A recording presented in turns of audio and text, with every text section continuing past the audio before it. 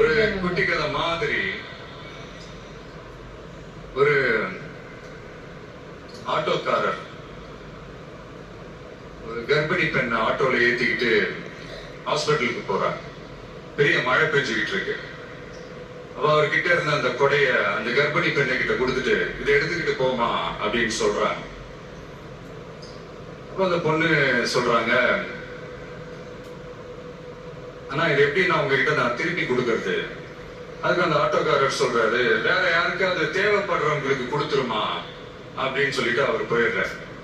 அந்த கர்ப்பிணி பெண் அந்த கொடையை எடுத்துக்கிட்டு ஹாஸ்பிட்டல் வாசலுக்குள்ள போகும்போது அந்த வாசல்ல ஒரு பெரியவர் மழைக்கு பயந்துகிட்டு அப்படியே கை கட்டிக்கிட்டு நின்றுட்டு இருக்கிறாரு. அந்த கர்ப்பிணி பெண் அந்த கொடைய அந்த பெரியவர்கிட்ட கொடுத்து, ஐயா இதை எடுத்துட்டு போங்க ஐயா அப்படின்னு சொல்றாங்க. அதுக்கு அந்த பெரியவர் இதே மாதிரி கேட்கிறாரு, அம்மா நீங்க யாருன்னு எனக்கு தெரியாது, எப்படிமா இந்த கொடையை நான் திருப்பி உங்ககிட்ட கொடுக்கறது?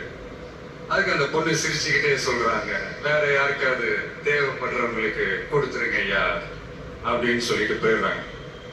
உடனே அந்த பெரியவர் கொடையை எடுத்துக்கிட்டு பஸ் ஸ்டாப்புக்கு வராரு. பஸ் வருது, ஏறி போகும்போது அங்க பாக்குறாங்க ஒரு பூக்கார அம்மா பூவை வச்சுக்கிட்டு ஒரு அட்டையை மழைக்காக புடிச்சுக்கிட்டு உட்கார்ந்துட்டு இருக்கிறாங்க. பெரியவர் போய் அந்த கொடையை அந்த பூக்கார அம்மா கிட்ட கொடுத்துட்டு அவர் பஸ் ஏறி போயிடுறாரு. பூக்காரம்மா அந்த கொடையை எடுத்துக்கிட்டு வீட்டுக்கிட்ட வரும்போது அங்க ஒரு ஸ்கூல் படிக்கிற பொண்ணு பேக் எல்லாம் மாட்டிக்கிட்டு மழையில ஓடி வர்றாங்க. அவங்க போய் அந்த ஸ்கூல் பொண்ணு கிட்ட கொடையை கொடுத்துட்டு மழையில நனையாதமா இதை எடுத்துக்கிட்டு போங்க அப்படின்னு சொல்றாங்க. அந்த பொண்ணு தேங்க்ஸ் அப்படின்னு சொல்லிட்டு வீட்டுக்கிட்ட வரும்போது அந்த பொண்ணோட அப்பா பதட்டத்தோட வாசல்ல நின்றுட்டு இருக்கிறாரு. பொண்ணு மழையில நனைஞ்சுக்கிட்டு வரணுமே அப்படின்ட்டு. அந்த அப்பா வேற யாரும் இல்ல, அந்த ஆட்டோக்காரர்.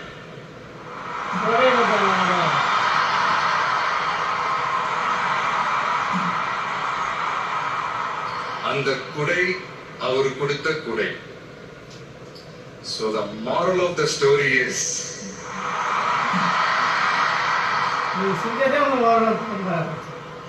முடிஞ்ச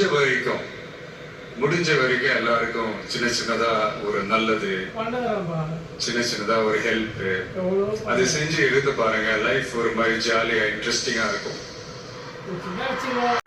ஒரு ஃபேமஸ் சேயிங் ஒண்ணு இருக்கு, வெள்ளத்துல தவிக்கிற ஒருத்தருக்கு நீங்க படகு கொடுத்தீங்கன்னா பாலைவனத்துல நீங்க தவிக்கிறப்போ அது ஒட்டகமா வந்து நிற்கும்.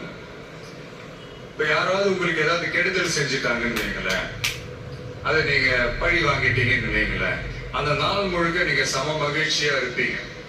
எப்படி பார்த்தல எப்படி பழி வாங்கினேன். ஆனா அதே மனுஷனை மன்னிச்சு விட்டு பாருங்க, வாழ்நாள் முழுக்க